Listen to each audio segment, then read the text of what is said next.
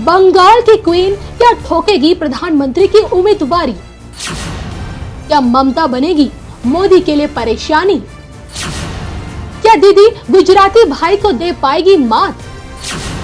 2024 में कौन होगा देश का प्रधानमंत्री? क्या ममता मोदी से छीन पाएगी पीएम की कुर्सी? देखिए सिर्फ धर्म ज्ञान पर। नमस्कार, धर्म ज्ञान के दर्शकों का स्वागत है। मैं कविता राणा, मेरे साथ आचार्य राकेश चतुर्वेदी जी। सर स्वागत है आपका। नमस्कार कविता जी, नमस्कार दर्शकों। आज हम अपने दर्शकों के लिए लेकर आए हैं बंगाल की मुख्यमंत्री ममता बनर्जी की कुंडली।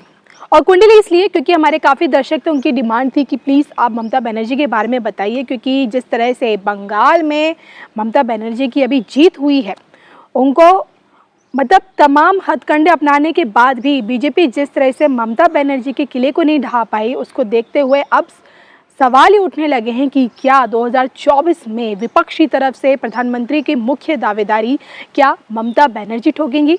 इसी को लेकर हम बात करेंगे। लेकिन जो कि देखिए, इस 30 अप्रैल को शनि अमावस्या के मौके पर देश का पहला सूर्य ग्रहण भी लगने जा रहा है। और ये ग्रहण जो है, सूर्य ग्रहण है, ये ममता बनर्जी की अब आने वाली पॉलिटिक्स को किस तरह से पलट के रख सकता है, क्या कुछ बदलाव आएगा, तमाम पहलू पर हम बात करेंगे आचार्य जी से। आइए सबसे पहले ये समझने की कोशिश करते हैं, ममता बनर्जी जो कि देखिए, जो अब तक पश्चिम बंगाल में राज करती आई हैं, जिनका लगता है कोई बंगाल की राजनीति में ममता बनर्जी का कोई तोड़ नहीं है, इसके पीछे की क्या कारण है? बंगाल की क्वीन को आखिरकार क्यों कोई भी, यहाँ तक कि बीजेपी मोदी शाह की जोड़ी भी उन्हें क्यों नहीं हरा पाई है?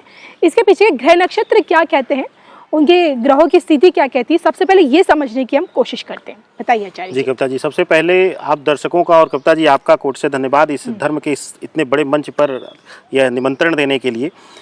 अब हम बात करें अगर ममता बनर्जी के कुंडली के बारे में, पहली चीज हमने शुरू में भी बोला था, बंगाल इलेक्शन के समय में भी इसी मंच पर बोला था कि ममता बनर्जी की कुंडली इस समय सबसे मजबूत अवस्था में है। आपने इस बात की भविष्यवाणी भी की थी कि दीदी ही जीतेगी। जी, और सबसे उसका एक कारण था कविता जी कि मोदी की कुंडली अलग है, लेकिन जब हम राज्य स्तर पर आते हैं तो वहां पर प्रभाव युति बदल जाती है। जैसा कि हमने आपके साथ यूपी इलेक्शन में भी बोला कि अब मोदी का कम लेकिन योगी का प्रभाव ज्यादा रहेगा। और आपने देखा भी होगा कि ज्यादातर सीटों पर बहुत बड़े नेताओं को छोड़कर कोशिश किया है योगी ने खुद कवर करने का सारे संसद विधानसभा क्षेत्रों को।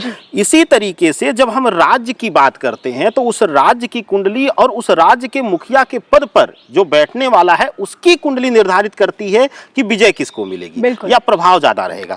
इसी श्रृंखला में अगर हम बढ़ते हैं, इनकी और नरेंद्र मोदी की कुंडली में अगर हम देखें, गणना करते हैं, तो हम कुछ चीजों पर इसमें समानता पाते हैं, लेकिन कुछ चीजों में बहुत विरोधाभास है। समानता क्या है?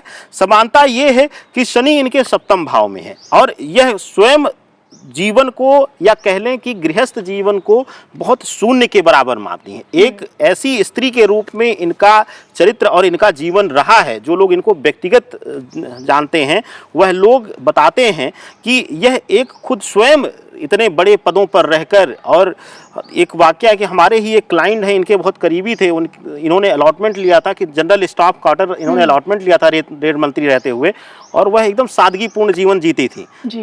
तो कहने का अभिप्राय यह है कि मोदी और इनके में बहुत कुछ समानताएं हैं। शक्तियों को संग्रह करने का और शक्तियों का सदुपयोग करने का तरीका दोनों को बहुत अच्छी तरह पता है और इमोशंस गेम खेलना दोनों को बहुत अच्छा आता है। यही एक कारण है कि वहां देखने को मिला, क्योंकि लोकल गवर्निंग बॉडी से बीजेपी की तरफ से कोई शीर्ष नेता उस स्तर का, उस कुंडली के स्तर का नहीं था, तो जिसकी वजह से ममता बनर्जी को वहां टक्कर नहीं दे पाई। दूसरी चीजें अब बात करें इस ग्रहण को, इस शनिश्चरी अमावस्या के ग्रहण पीरियड को अगर हम देखें और उस समय को देखें तो इनकी कुंडली में भी सूर्य राहु का नवम भाव में युति बन रही है, साथ में बुध की। सूर्य राहु की युति बनने के कारण से इनके अंदर एक अराजक स्वभाव या कह लें आक्रामक स्वभाव कि अपने विरोधियों को यह समाप्त करने में विश्वास रखती हैं, उसको टालने में या सहलाने में या मनाने में नहीं। इनको यकीन है। तो यह हमेशा से इनका प्रभाव देखा गया है कि जो नेता या जो विद्रोही इनके अगेंस्ट जाता है, यह उसको पूर्णतया समाप्त करने की दिशा में कदम बढ़ा लेते हैं, या यूं कह लें कि इनके चहेते उनको समाप्त करने की दिशा में कदम बढ़ा लेते हैं। अब आते हैं कि इस ग्रहण का मूलतः प्रभाव इनके जीवन में पड़ेगा क्या।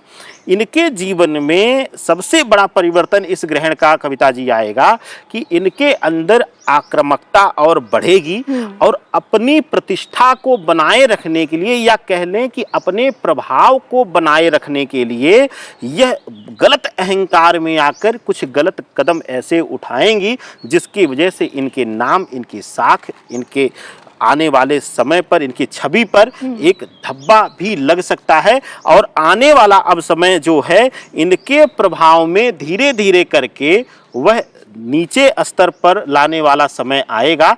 और हम देखेंगे कि बात कर रहे हैं, जैसा कि आपने प्रश्न किया कि अब लोकसभा वाला प्रश्न किया आपने, कि आने वाला एक बड़ा इलेक्शन है, और उसमें हम देखेंगे कि लोकसभा के इलेक्शन में 100% वहाँ पर बीजेपी को धर्म ध्वजा के नाम पर वहाँ पर बढ़त मिलेगी। और दूसरी चीज़ें, मंगल एकादश भाव में आने के जैसे इनका गलत जगहों पर आक्रामक होना और अपने छवि को गलत तरीके से बनाकर और उसको संजोने के चक्कर में इनके कुछ गलत साथी और इनके सहयोगी या इनके कह लिए बहुत करीबी लोग कुछ गलत कदम उठाएंगे जो इनकी छवि पर दाग और धब्बा लगाने का काम करेगी। कविता जी, अच्छा जी, मैं यही जानना चाहती हूँ, जिस तरह से देखिए चुनाव के बाद और चुनाव के दौरान भी बंगाल की हिंसा सबसे ऊपर देखी गई, और जिसके चलते ममता बनर्जी पे कई आरोप लगे हैं। क्या ये जो हिंसा है, बंगाल की जो हिंसा देखी जाती है हमेशा चुनावों में या उसके बाद भी, क्या ये कहीं उनको नुकसान देगी, ममता बनर्जी की पॉलिटिक्स को आगे? देखिए, ममता बनर्जी के पॉलिटिक्स को यह छवि नुकसान इसलिए नहीं दे रही है, ना ही देगी कभी। कविता जी, उसका एक मूल कारण इनकी कुंडली में ही उसका राज छुपा हुआ है। इनकी कुंडली को अगर हम देखें और वेस्ट बंगाल की कुंडली को अगर हम देखें तो वह शुक्र और राहु के प्रभाव में जीने, आक्रामकता के प्रभाव में जीने वाला है। वहाँ पर मानवता कम है और अपने जीवन को बचाने, अपने जीवन को जीने के लिए आक्रामक या हिंसात्मक स्वभाव को वहां पर ज्यादा बल मिलता है। और यही एक बल ऐसा है जो इनके राजनीतिक करियर को हमेशा से उठाया है। हमने कहा है कि अगर इनकी कुंडली पर दर्शक और आप अगर निगाह डालेंगे तो सूर्य और राहु का बुध के साथ नवम भाव में युति और एकादश भाव में मंगल का होना, यह दोनों भाव जो हैं, नवम और एकादश भाव दोनों जो हैं, यह खून से जुड़ा हुआ या हिंसात्मक भाव से राजनीति में वर्चस्व बनाए रखना, यह पूर्णतया प्रभाव इनकी कुंडली से दिखाता है। और अगर हिंसा समाप्त हो गई, समझिए ममता बनर्जी समाप्त हो जाएगी। अच्छा जी, मैं आपसे पूछना चाहती हूँ कि ज़्यादातर एस्ट्रोलॉजर्स जब मोदी जी की कुंडली को देखते हैं, वो ये बताते हैं कि जो सामने वाला इंसान अगर मोदी के विरोध में बोलेगा तो अपने आप ही ख़त्म हो जाएगा। इसके एग्जाम्पल वो केजरीवाल को देते हैं, तमाम नेताओं का नाम लेके देते हैं। लेकिन यहाँ ममता बनर्जी के केस में उलट दिखता है, क्योंकि हर मोर्चे पे ममता बनर्जी ने प्रधानमंत्री नरेंद्र मोदी को घेरने की कोशिश की है, उनकी आलोचना की है, उन पे तीखे बाण चलाए हैं। इसके उलट ममता बनर्जी को फ़ायदा ही फ़ायदा हुआ है। चाहे आप बंगाल के चुनाव में जो टीएमसी ने जीत हासिल की उसको देख लीजिए, और अभी हाल ही में जो उपचुनाव में टीएमसी ने जीत हासिल की है, शत्रुघ्न सिन्हा ने जीती है सीट, तो यहाँ ऐसा उलट क्यों? यहाँ उलट इसलिए है कि हमने आपको अभी पीछे ही एक शब्द कहा कि जो वेस्ट बंगाल का और ममता बनर्जी का जो प्रभाव है वह शुक्र राहु से प्रभावित है। इसको इस तरीके से समझिए कि वहाँ एक विशेष वर्ग समुदाय का, देखिए गल्फ कंट्री, जैसे कई बार आप पूछते हैं कि विदेश योग में किस राष्ट्र को चुना जाए, तो वहाँ पर अगर शुक्र और राहु का प्रभाव ज्यादा रहता है तो हम कहते हैं कि मुस्लिम कंट्रीज को चुना जाए, वहां से धनार्जन ज्यादा होगा। इसी तरीके से अगर वेस्ट बंगाल की और ममता बनर्जी की कुंडली को देखें तो वह समुदाय विशेष की राजनीति है। और दूसरी चीज उनको बल यहाँ मिलता है कि सूर्य और बुध का नवम भाव में होना राहु के साथ, वह व्यापारियों के साथ बड़ी सहानुभूति भाव से रहती है।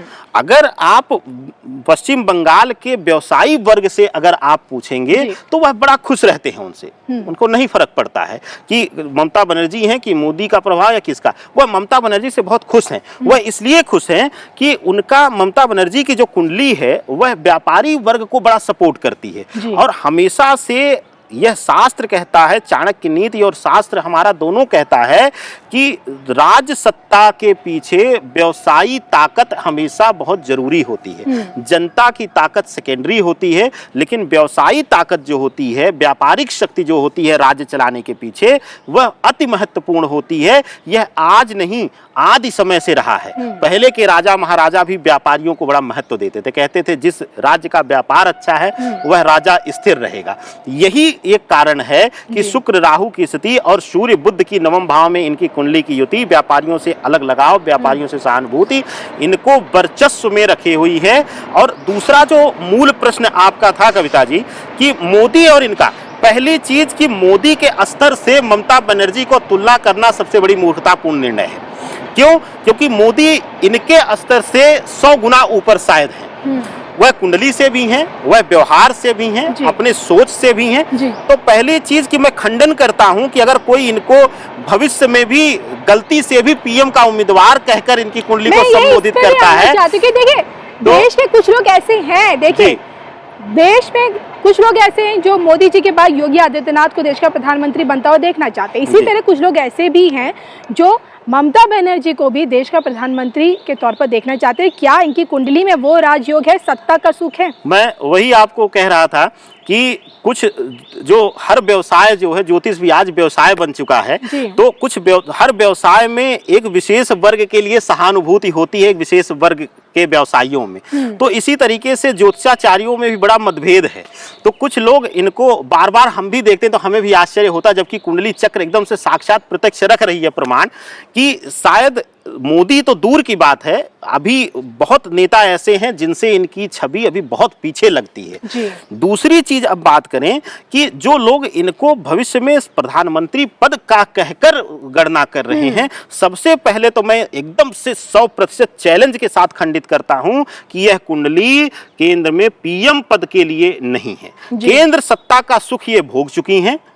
अब इनके ईश्वर, अगर जो कुंडली है, मैं 100% इस बात की नहीं लेकिन 99% मैं चैलेंज देता हूं कि अब केंद्र सत्ता का सुख भी हो सकता है इनके नसीब में ना मिले कविता जी। पीएम तो बाद की बात है, क्योंकि वह समय का भोग यह कर चुकी हैं। केंद्र सत्ता के एक सर्वोच्च मंत्रालय का पदभार लेकर यह भोग कर चुकी हैं, वह राज सुख यह ले चुकी हैं। तो अब अगर हम तुलना करते हैं मोदी की कुंडली के साथ या प्रधानमंत्री कुर्सी की हम इनकी गणना करते हैं, तो पहली चीज की वह स्तर ही नहीं है। ये उसी तरीके से लीजिए कि आचार्य जी हमारा लड़का आईएएस बनेगा कि नहीं बनेगा। अब लड़का जब आईएएस बनने के काबिल ही नहीं है तो लड़के को आईएएस आचार्य जी कैसे बनाएंगे? तो जो ज्योतिषी इनको बेवजह पीएम बनाने पे मजबूर हैं, वो शायद आने वाले समय में अपनी भविष्यवाणी चेंज करेंगे। लेकिन यह सत्यार्थ है, क्योंकि हम धर्म के उस मंच पर हैं, धर्म ज्ञान के, कि जहां पर हम सच को ही प्रमोट करते हैं। तो हम यह सत्यार्थ कहते हैं कि वह उस स्तर की कुंडली है ही नहीं कि हम कंपेयर करें। दूसरी चीज हमने बार बार कहा है कि अब